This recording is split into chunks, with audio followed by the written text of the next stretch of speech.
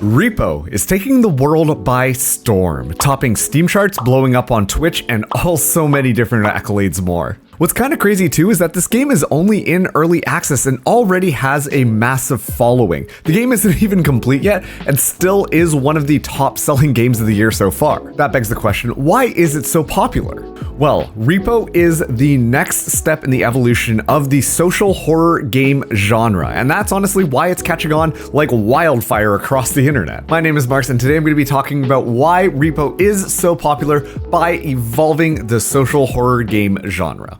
And so, let's start things off by talking about what exactly REPO is for those who may not actually be aware of what this game is. I find that kind of hard to believe, especially around this corner of the internet, but regardless, REPO stands for Retrieve, Extract, and Profit Operation, where you go map to map collecting artifacts to beat a dollar quota with up to 6 friends in a lobby. The only thing is that while you're going around collecting all of these very fun objects, there are massive terrifying monsters that will run around and kill you very quickly. Of course, you complete a level by meeting all of the quotas and making sure that at least one member survives till the very end, which then lets you go on to the next level and so on and so forth. It has features like a proximity chat, a physics system, and operates like a roguelike game where when you finish a level, you go to a shop, you can buy items and upgrades, and then you go to the next level and you just keep on going until you're really late in the run, and inevitably you will die. And REPO fits really nicely into this genre that I've been calling the social horror games, which are essentially games that you can sit down with a large group of friends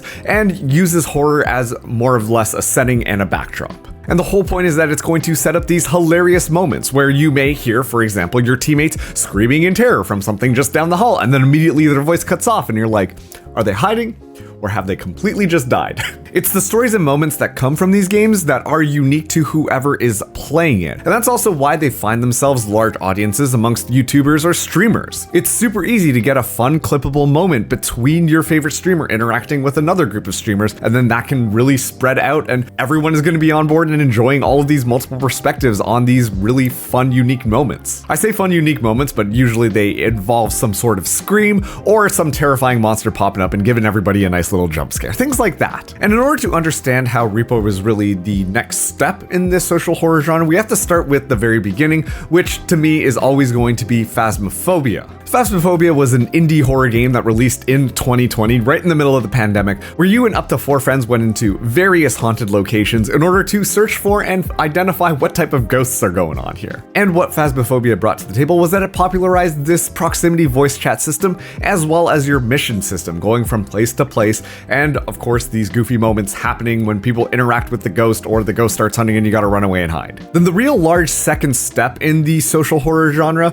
was Lethal Company, coming out in 2023. But what it also did was change the structure to more of a roguelike structure for these types of games. And so it introduced this whole you gotta collect objects in order to meet a quota system, with multiple monsters popping up inside of the actual facilities that you were going to, and then of course the shop upgrade system after you have reached your appropriate quota, so on and so forth. And so a lot of games have come out and really just done the same similar thing as Lethal Company. Sometimes they involve like taking pictures of monsters or recording things instead, but REPO feels like it is really just bounding into a new dimension in the said genre.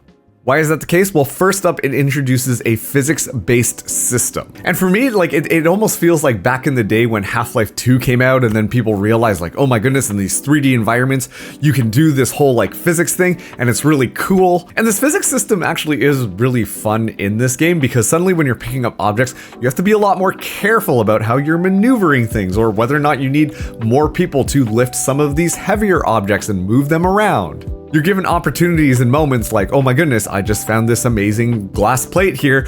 Oops, I accidentally walked too fast into a wall and suddenly it shattered into a million pieces.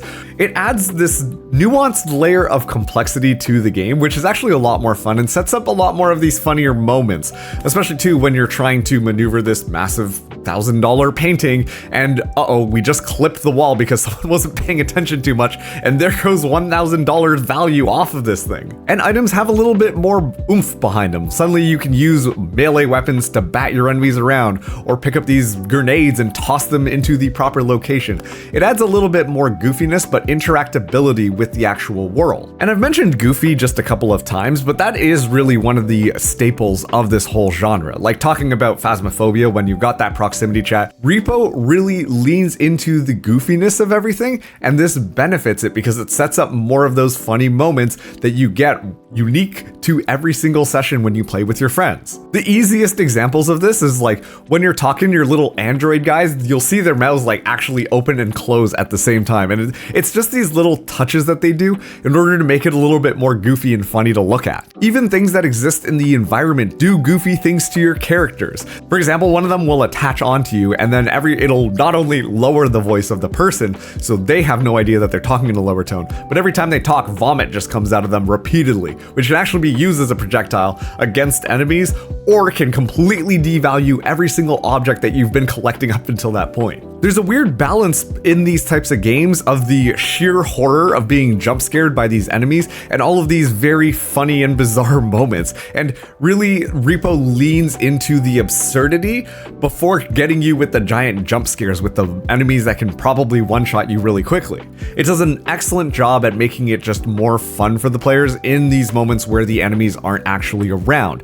And by leaning into it, I think that it allows people to have a much more fun experience before everything just kind of goes to hell. What cannot be understated is actually the quality of life that REPO brings to the games, improving upon a lot of the stuff that existed in Lethal Company. For example, the lobbies go up to 6 players instead of just 4, so that allows for just a little bit more of that interaction, allows for more players to be doing these different things and trying to find all of the objects around the map while also avoiding all of the enemies that are kind of around. There's a little bit more varied environments. You're not just kind of walking into all of these vent spaces that are using very generic building blocks in a randomized fashion. There's 3 distinct maps that exist currently, and within each of those distinct maps, that's when you see a little bit more randomization happen. Keep in mind this still is early access, so you're definitely expecting a lot more content in it. They also ditched the time limit. That was something that in Lethal Company, you were always worried about whether or not you were going to meet quota, and suddenly if it's a little bit too late, then the monsters are coming out, it's just simply not worth your time. Whereas in REPO, you can last as long as you want, and I think that this actually works out better because it incentivizes players to explore more. It incentivizes players to just continue searching, and it allows for more of those organic, funny moments to happen. Also too, they add a mini-map, which is fantastic because I get lost all the time in Lethal Company, and this is perfect for understanding where some of these objects that we've missed are, and as well where the heck am I going on this map. And importantly, there's mid-round reviving. When you've got multiple extraction points, if one of your players dies, you can bring them back into the map, which is really important because sometimes in some of these social horror games, when you die, you simply just sit back and go, okay, well, it's out of my hands now. You guys just got to do whatever. Let's hope for the best here. And because this is a physics-based system, the crouching and hiding is another thing that you can actually do here. Whereas Lethal Company was only simply you can run away from all the enemies and that's it. The fact that you can now hide and try to do things and avoid the enemies in more creative ways allows for more gameplay options and of course these more goofy moments to really happen. What's important here is that these quality of life stuff makes it a lot more approachable for newer players, and yet still REPO remains pretty difficult all things considered. It's not one of those games that you can just like pick up and then immediately you're gonna find yourself into the end game of REPO. Like I'm even struggling to get past like levels 4, 5, and 6 usually when I play with my 3 friends. And so because of that physics-based system leaning into the goofiness and all of these quality of life upgrades, it truly feels like REPO is that next stage of evolution in the social horror game genre. And honestly, like I love playing these types of games. I play social horror games with my 3 friends like every single Thursday, and we're always on the hunt for new games. And seeing REPO come out, it really felt like this is going to be our game for the foreseeable future before we kind of figure everything out about the game and then we need to move on to the next one. It really just feels special and stands out, where some of my normie friends as well are starting to play it, and I'm like, yo, let's go, let's start a run and kind of see where the world takes us. REPO is a lot more approachable compared to some of these other social horror games as well, and I'm very interested to see what it's going to be like when it does have its full launch. And of course, this is going to be one of those moments in history in this specific genre, because I do really think that this is step 3, and where step 4 could potentially go, who knows at this point, but people are going to look back on REPO as one of the games that really just elevated the genre. Thank you so much for watching this video. That concludes everything that I really wanted to talk about REPO. If you don't have it, it's like 10 bucks on Steam.